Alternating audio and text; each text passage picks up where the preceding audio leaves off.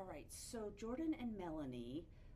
as volunteer coordinator and social worker, how would you two work together to assess a patient's needs for a volunteer placement? Yeah, I know initially a lot of the times I do my first assessment within the first couple of days that someone, typically within 24 to 48 hours, whenever someone comes into hospice, and I get to know the patient, their families, kind of what their needs are. And a lot of times,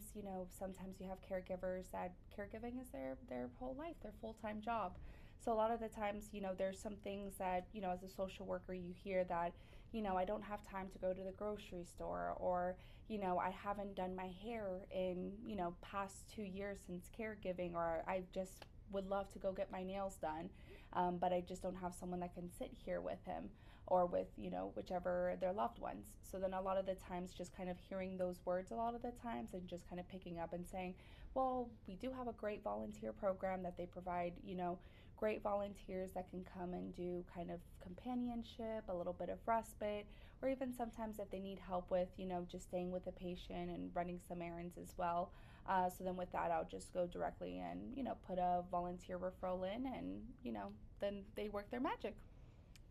Yeah, and I would say I speak with the social worker on my team probably twice a week, and we're just calling each other, just saying, hey, they'll be leaving the patient's house and saying, hey, I think that this patient could really use this, like you're saying. So it's constant communication to make sure that the patient's needs are met. Yeah, definitely.